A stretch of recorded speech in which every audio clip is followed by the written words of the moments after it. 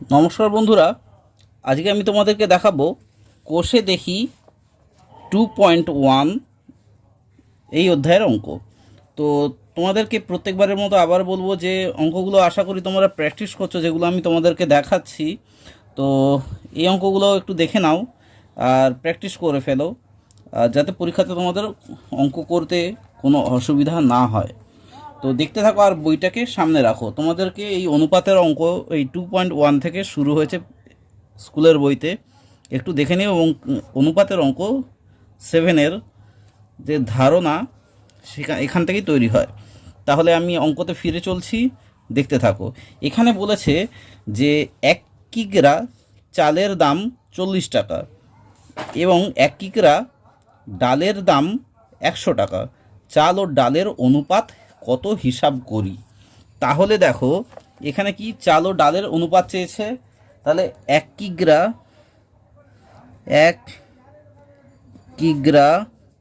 চালের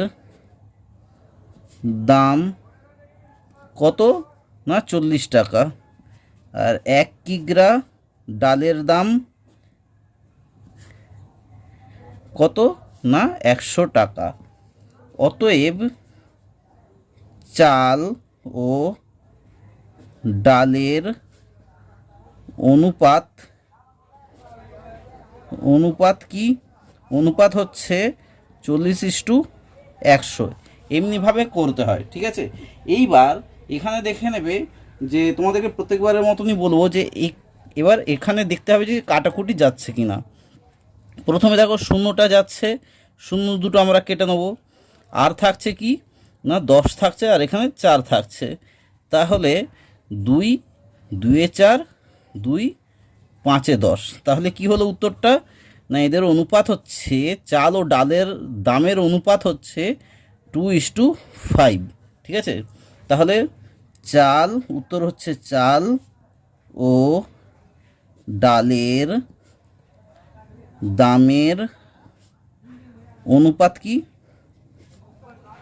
অনুপাত হলো 2:5। ঠিক আছে, আশা করি এই অঙ্কটা একদম সোজা বুঝতে পেরেছো। চলে যাচ্ছি দ্বিতীয় অঙ্কটায়।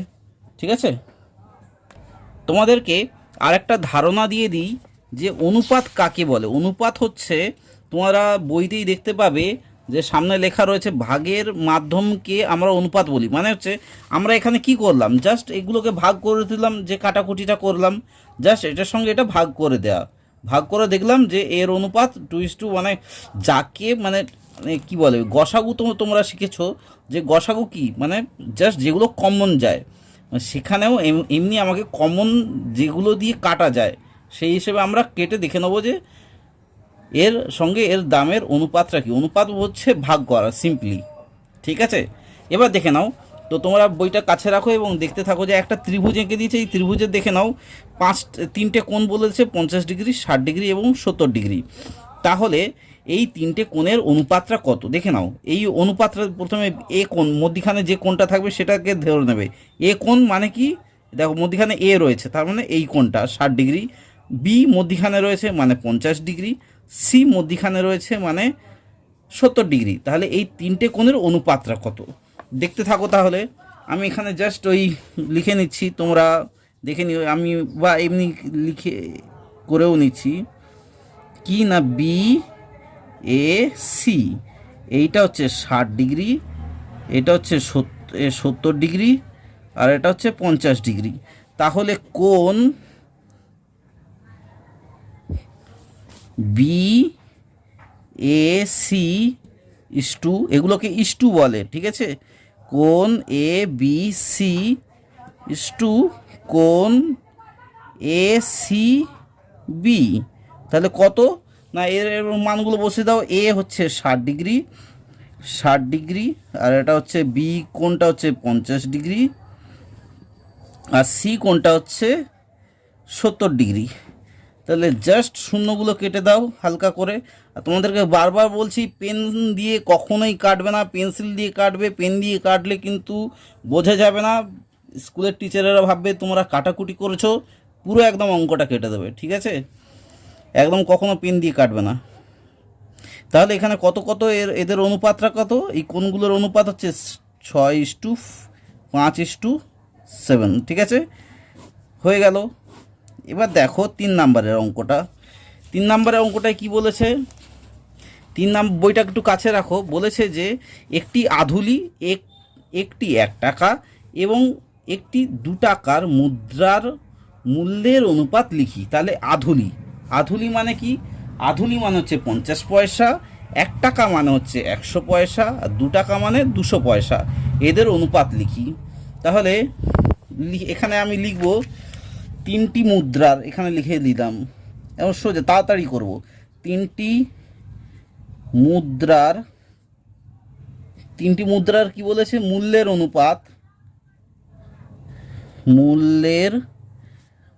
অনুপাত সমান সমান কত না, একটা হচ্ছে আধুলি মানে আধেক মানে 50 পয়সা আধুলি, আর তারপর কি বলেছে 1 টাকা মানে 100 পয়সা, সবকে পয়সাতে নিয়ে যেতে হবে, সমান একটা 2 টাকা রয়েছে মানে 200 পয়সা। তাহলে আবার এটাকে ভাগ করে দেখো, 50 কিন্তু সবেতেই দিয়ে চলে যাবে, আমি তবুও এটা কেটে দিচ্ছি। দেখো সরি, এটা ভুল করলাম। সবার একটা একটা করে শূন্য কেটে দেবে তুমি। আমি এটা সবার একটা একটা করে শূন্য কেটে দাও। এবার দেখো 5 থাকছে, 5 1 5, 5 2 10, 5 4 20। তাহলে এদের অনুপাত কি? তাহলে এদের অনুপাত হচ্ছে 1:2:4। উত্তর তো লিখেই দিয়েছি, 3টে মুদ্রা অনুপাত, ঠিক আছে। এই অঙ্কগুলো জেনারেলি আসে না, ছোট ছোট অঙ্ক, এটা শুধুমাত্র অনুপাতের অঙ্ক শেখার জন্য আসে। আস্তে আস্তে যেগুলো কঠিনে দিতে যাবে সেগুলো কিন্তু পরীক্ষাতে আসে।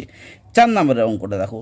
4 নম্বরের অঙ্কটায় বলেছে, 4 নম্বরেরটাই তো করলাম, 1 2, এটা করিনি। 3 নম্বরের অঙ্কটা এখানে বলছে একটি পেন্সিলের দাম হচ্ছে 3 টাকা, একটা লজেন্সের দাম 50 পয়সা। তাহলে একটা পেন্সিল আর লজেন্সের দামের অনুপাত কত হিসাব করি। 3 নম্বরের অঙ্কটা, ঠিক আছে।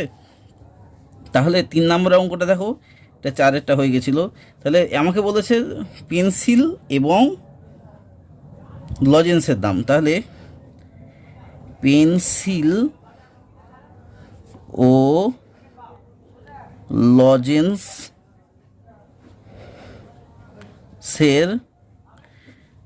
দামের অনুপাত সমান সমান কত না, পেন্সিলের দাম হচ্ছে 3 টাকা, মানে দেখো লজেন্সের দাম 50 পয়সা রয়েছে, তাই আমাকে পুরোটাই 50 পয়সাতে নিয়ে যেতে হবে।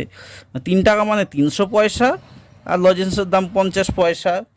দেখো 50 1 50, 50 কততে 300, 50 6 300, ঠিক আছে। তাহলে সমান সমান 6:1, ঠিক আছে। আশা করি বুঝতে পেরেছো। এরপরটা দেখে নাও, 5-এরটা দেখে নাও। 5-এরটায় বলেছে যে উমার বয়স, একদম ছোট ছোট অঙ্ক কিন্তু এগুলো। উমার বয়স 12 বছর 6 মাস, রাতুলের বয়স 12 বছর 4 মাস, নূরজাহানের বয়স 12 বছর হলে ওদের 3 জনের বয়সের অনুপাত কত লিখি দেখে। এখানে দেখে নাও মাসটা কিন্তু ছোটোতে রয়েছে, আগেরগুলো যেমন পয়সাটা ছোটোতে ছিল আধুলি বা লজেন্সের 50 পয়সা, সেমনি আমাকে সবগুলোকে মাসেতে নিয়ে যেতে হবে, ঠিক আছে। আমি এখানে লিখে নিলাম উমার বয়স। দেখো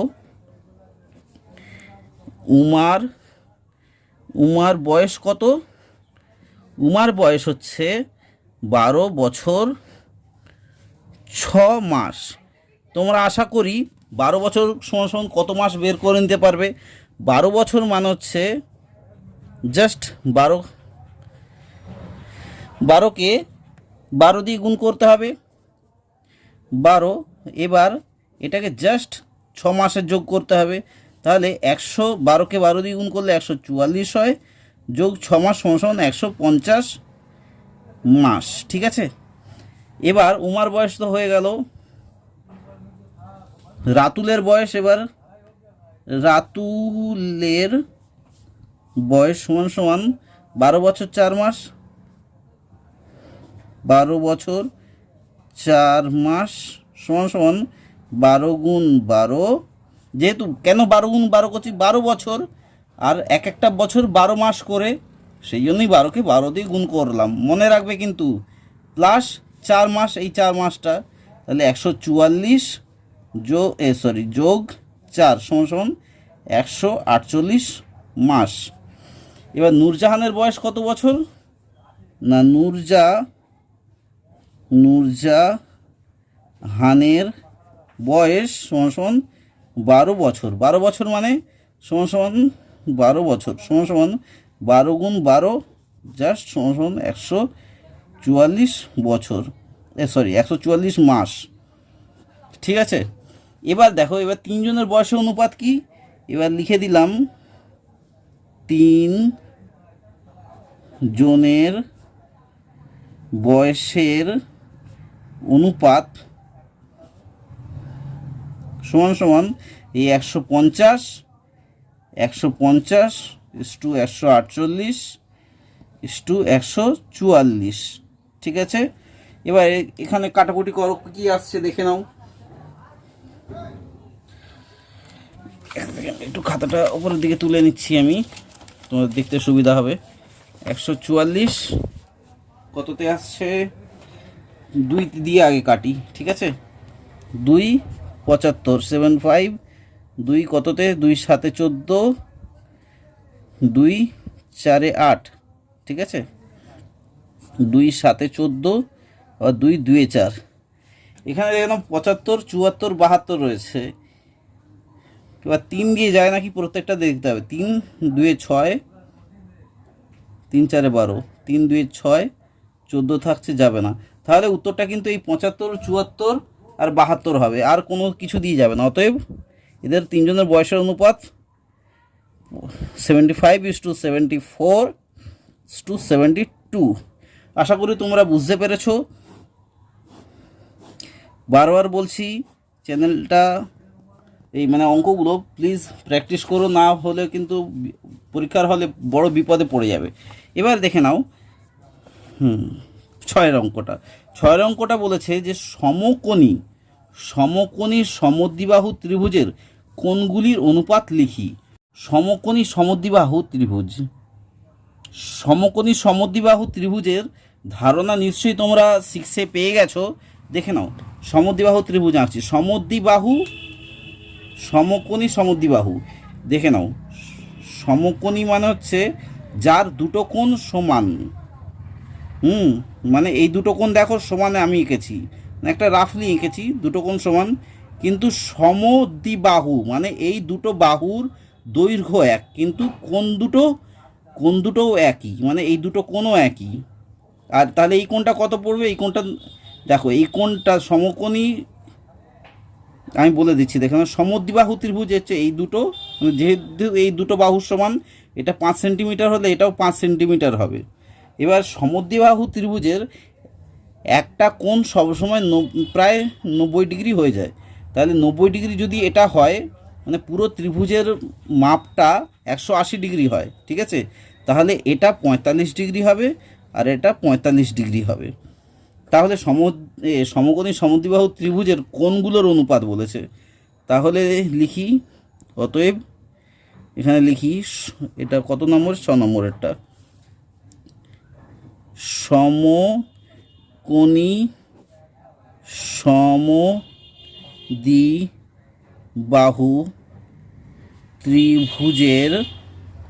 ত্রিভুজের 3 কোণগুলির অনুপাত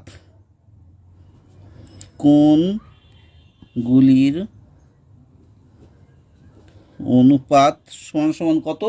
না 90:45:45, ঠিক আছে। তাহলে এটা কত দিয়ে যাবে? 45 দিয়ে কেটে দাও পুরোপুরি। 45 একে 45, দেখো 45 একে 45, 45 2 90, তাহলে সমান 2:1:1। আশা করি তোমরা বুঝতে পেরেছো।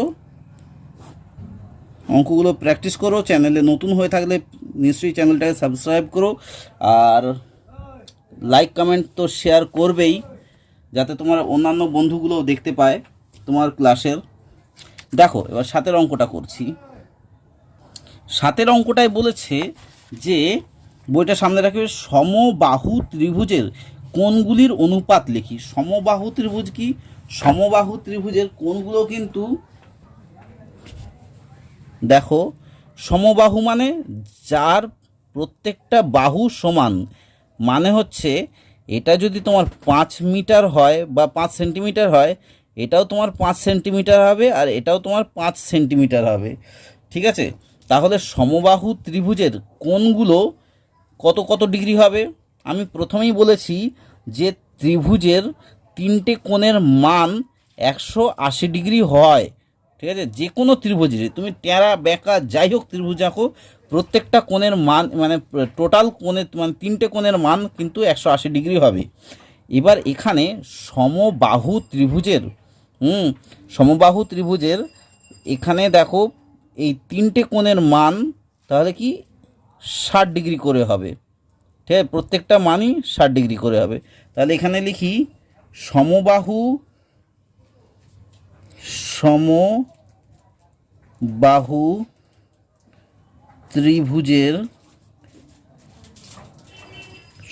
ত্রিভুজের তিনটি কোণের অনুপাত সমান সমান 60:60:60। এটা তো বলার কিছু নেই, 60 × 60 60 × 60 60 × 60 সমান সমান মানে 1:1:1। ব্যাস হয়ে গেল অঙ্ক। দেখতেই পাচ্ছ যে কত সোজা অঙ্ক। এগুলো প্র্যাকটিস করলে সোজা, না প্র্যাকটিস করলেই তোমার কাছে বড্ড কঠিন হয়ে দাঁড়াবে। তাহলে 8-এর অঙ্কটায় চলে আসলাম। 8-এর অঙ্কটায় বলেছে, অঙ্কগুলো ভালো করে পড়বে। এখানে বলেছে যে পুলকবাবু ও মানিকবাবুর বয়সের অনুপাত 7:9। মানিকবাবুর বয়স যদি 72 বছর হয়, পুলকবাবুর বয়স কত?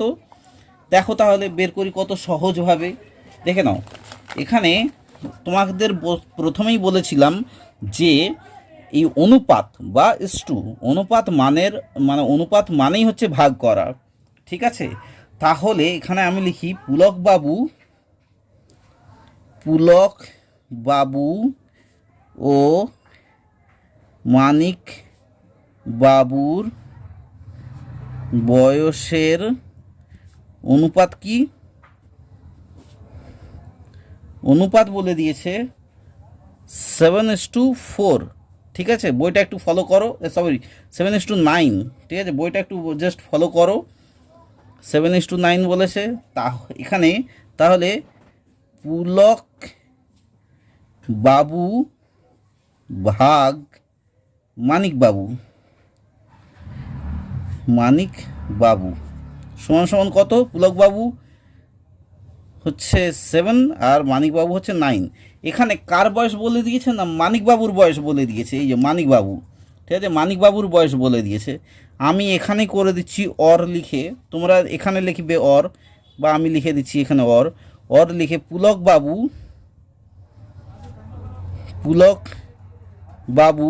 বাই মানিকবাবুর বয়স কত বলে দিয়েছে? না, 72 বছর। এই 72 সমান সমান 7/9।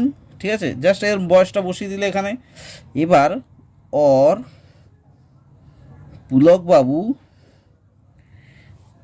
পুলকবাবু সমান সমান কী করতে হবে? দেখো, এখানে এই 72টা এখানে ভাগ আকারে রয়েছে, মানে নিচে রয়েছে মানে ভাগ আকারে রয়েছে। ওই সাইডে গেলে কি হয়ে যাবে? নিশ্চয়ই গুণ হয়ে যাবে। এগুলো নিশ্চয়ই এই ধারণাটা তোমরা 6-এ পেয়েছো। 7 × 72/9। তাহলে 9 কততে 72 হয়? 8-এ 72 হয়। তোমাদেরকে বারবার বলছি পেন্সিল দিয়ে কাটবে, পেন্সিল দিয়ে কেটে দিলে 8-এ 72 হয়ে গেল, সরি 8-এ 72। তাহলে এখানে 7-8-এ 56 লিখে দাও, 56 বছর। তাহলে পুলকবাবুর বয়স 56 বছর। ঠিক আছে, এখানে লিখে দিলে পুলকবাবুর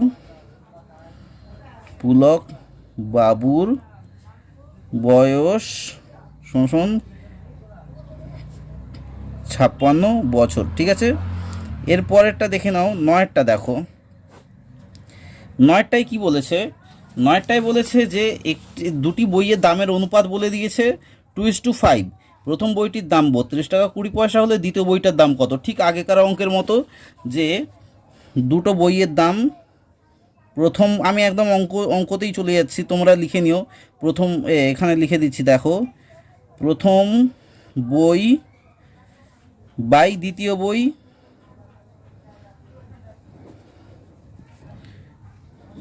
বই তো আমি এখানে লিখেই দিলাম যে দুটি বইয়ের অনুপাত 2:5, তাহলে প্রথম বই বাই দ্বিতীয় বই সমান সমান 2/5। ঠিক আছে, তাহলে প্রথম বইটার দাম বলে দিয়েছে যে প্রথম বইটার দাম কত বলেছে না, 32 টাকা 20 পয়সা বাই দ্বিতীয় বই সমান সমান 2/5। তাহলে এখানে দেখো দ্বিতীয় বইটা বের করব কিভাবে। দ্বিতীয় বই এখানে দেখো, এখানে অরটা লিখে আমি করছি, তোমরা প্লিজ পরের লাইনে করো। এখানে আমি করছি অর লিখে যে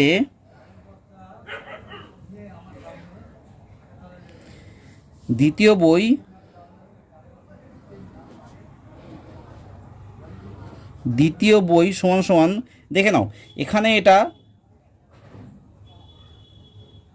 জাস্ট উল্টে দাও, আর এটা উল্টে দিলে কী হয়ে যাবে, এটা ভাগ আকারে থাকবে মানে গুণ হয়ে যাবে। মানে উল্টে দিলে কী হয়ে যাবে, এটা যদি উল্টাও তাহলে এটা উল্টাতে হবে, মানে এই সাইডে 5/2, হ্যাঁ 5/2 হয়ে যাবে, আর এই সাইডে তখন এটা ভাগ আকারে হয়ে যাবে, ভাগ আকারে ওই সাইডে গেলে গুণ হয়ে যাবে। একটু ভালো করে বুঝবে, ঠিক আছে। দেখে নাও এটা যদি উল্টাও, ঠিক এইটা উল্টে দিলে তাহলে মানে এইটা দ্বিতীয় বইটা উপরের দিকে উঠে দাও আর 32টা নিচের দিকে নামিয়ে দাও। এখানে সেমনি 5 টাকা উপরের দিকে তুলে দাও, 2 টাকা নিচের দিকে নামিয়ে দাও, দুটোকেই উল্টে দিলাম। তাহলে কি হয়ে যাবে, প্রথম বইয়ের দাম তো এখানে তার মানে নিচে ছিল 32 টাকা 20 পয়সা, সেটাকে তুমি ওই সাইডে পাঠিয়ে দেবে, ভাগ ছিল গুণ হয়ে যাবে 32 টাকা 20 পয়সা। আর এখানে তোমাদেরকে বলেছি দশমিকটা দুটোর আগে রয়েছে, তাই এখানে 100 দিয়ে গুণ করে দাও, ঠিক আছে। আর তোমাদেরকে বারবার বলেছি পেন্সিল দিয়ে কাটবে, তাহলে পেন্সিল দিয়ে কেটে দাও। তাহলে 2 1 2 2 কততে হচ্ছে, 2 16 32, আর এদিকে হচ্ছে 2 1 2, এটা হচ্ছে। এবারে 100টিকে তুমি 5 দিয়ে গুণ করে দাও, কত হয়, 5 1 5 হয়, 5 6 30 শূন্য হাতে থাকে 3, 5 6 30 শূন্য হাতে থাকে 3, 5 1 5 6 7 8, এইটা হচ্ছে বাই 100। তাহলে এখানে যেমন দুটোর জন্য তুমি 100 নিয়েছিলে, আবার 100টা তুলতে গেলে দুটোর আগে দশমিকটা বসিয়ে দিতে হয়, মানে পরের লাইনে, মানে 8.05, মানে দ্বিতীয় বইয়ের দাম, এখানে কি বলেছিল, 9টা, হ্যাঁ বলেছিল দ্বিতীয় বইটির দাম কত, দ্বিতীয় বইটির দাম 8 টাকা 5 পয়সা। ঠিক আছে, আশা করি তোমরা বুঝতে পেরেছো।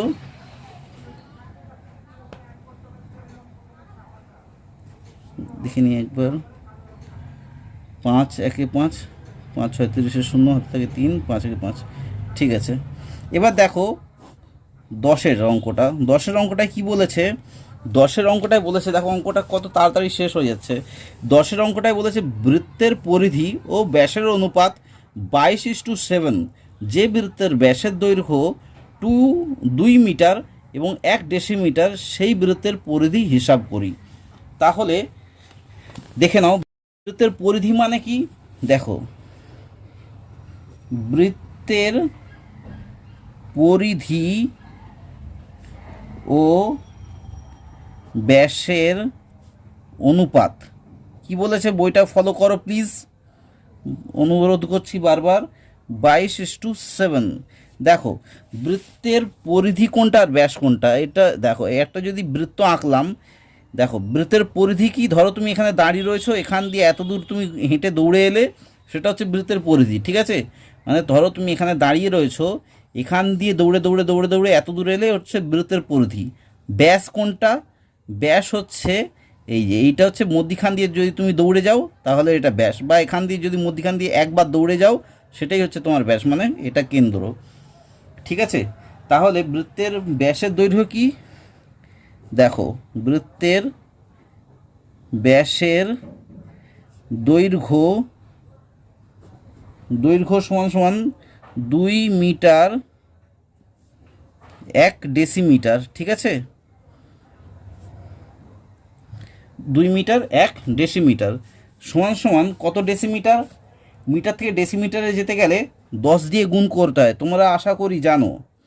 2 গুণ, তাই আমরা 10 দিয়ে গুণ করলাম, প্লাস 1 ডেসিমিটার, যেটা এই যে 1টা, ঠিক আছে, মানে হচ্ছে তাহলে 2 10 20, 20 আর 1 21, 21 ডেসিমিটার।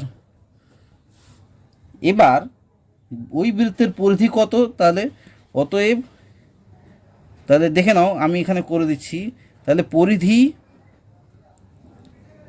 পরিধি বাই ব্যাস সমান সমান কত না 22/7। এখানে তাহলে পরিধি চেয়েছে, আমরা তো ব্যাসটা তো জানি, এই যে ব্যাসটা আমাকে বলে দিয়েছে। তাহলে পরিধি, আর আমি ওখানে যাচ্ছি না, আলাদা করে বসাচ্ছি না, যেহেতু ব্যাসটা ওই সাইডে গেলে গুণ হয়ে যায়, মানে গুণ 21/7। আশা করি বুঝতে পেরেছো। 7 কত দিয়ে 21, 7 3 21, 22কে 3 দিয়ে গুণ করে দিলে কত হয় না 66 হয়। অতএব বৃত্তের কত এটা পরিধি সমান সমান, দেখো তোমরা যখন 10 দিয়ে গুণ করেছো মিটারকে, তখন এটা ডেসিমিটারে বেরিয়েছে। 10 দিয়ে ভাগ করে দাও, তাহলে কত বেরোবে? 6 বেরোবে। 6 ডেসিমিটার, 6 মিটার সেমি, 6 দিয়ে ভাগ করলো 6 মিটার, আর পরে থাকে কি না 6 ডেসিমিটার, ঠিক আছে, ডেসিমি। এবার চলে আসছি এবার লাস্টের অঙ্কটায়। এখনও দুখানা অঙ্ক রয়েছে, দেখতে থাকো, একদম সোজা অঙ্ক রয়েছে। অঙ্ক করার সময় সবসময় অঙ্কটাকে ভালো করে পড়ার চেষ্টা করবে। এখানে বলেছে দেখো এবার 11টা, যে আমাদের সপ্তম শ্রেণীতে 150 জনের মধ্যে 90 জন ও ষষ্ঠ শ্রেণীতে 140 জনের মধ্যে 80 জন অঙ্কন প্রতিযোগিতায় নাম দিয়েছে। অনুপাত প্রকাশ করে দেখতে হবে যে কোন শ্রেণীতে প্রতিযোগিতা বেশি। তাহলে এখানে দেখে নাও, এখানে কিন্তু বলেছে 150 জনের মধ্যে 90 জন, আর বলছে 140 জনের মধ্যে 80 জন। তাহলে কোন শ্রেণীতে, মানে আনুপাতিক দৃষ্টিতে কোন শ্রেণীর ছাত্র সংখ্যা, ঠিক আছে, বেশি অঙ্কন প্রতিযোগিতায় নাম দিয়েছে? তো দেখতে থাকো। এখানে বলেছে তাহলে কি, এখানে সপ্তম শ্রেণীতে, আমি মোটামুটি লিখে নিচ্ছি ততক্ষণ।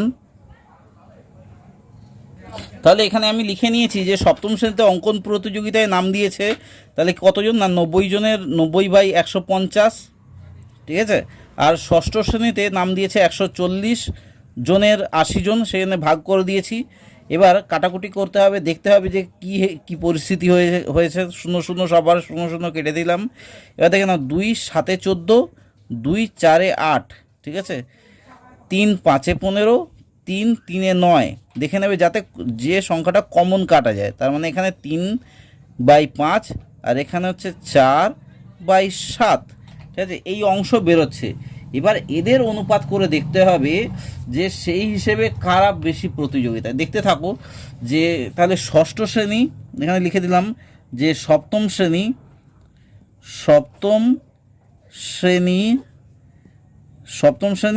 এই অনুপাত লিখে দিলাম। আর ষষ্ঠ শ্রেণী, তাহলে এদের অনুপাত কি না 3/5:4/7, ঠিক আছে।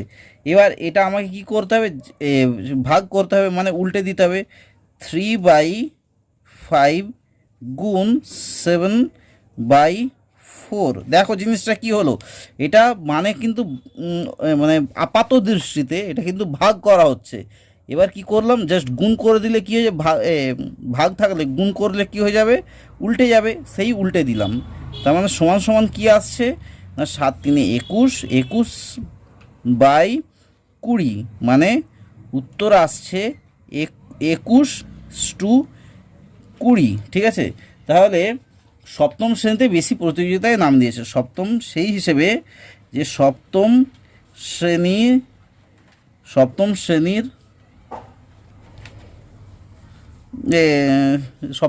ছেলেরা বা মেয়েরা, বা সপ্তম শ্রেণীর ছাত্ররা, লিখে দিই, ছাত্ররা বেশি নাম দিয়েছে, ঠিক আছে।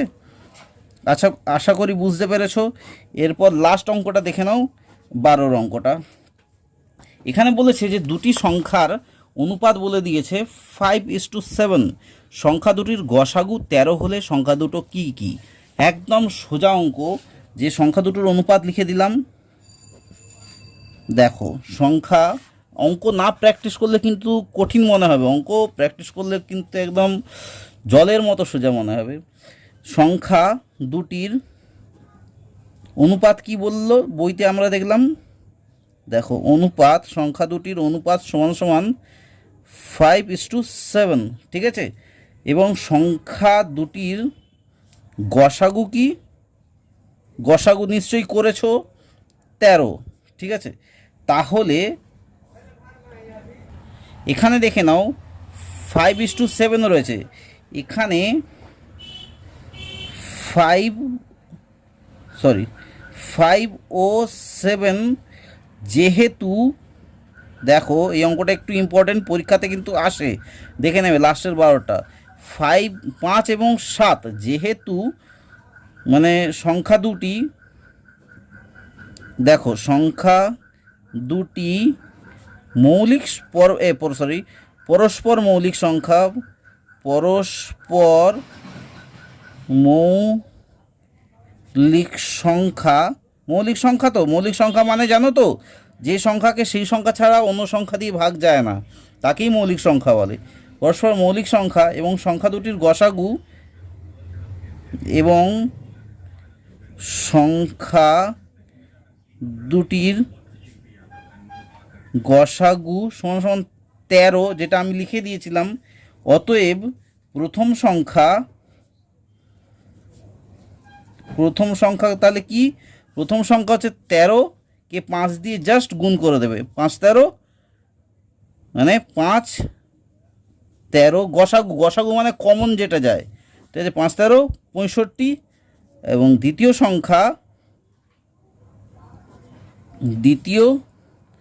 সংখ্যা সমান সমান কত না, 13 গুণ 7 সমান সমান 91। এখানেই তাহলে আমার এই অঙ্কটা শেষ হচ্ছে, নিজে করো। কোষে দেখি 2.1।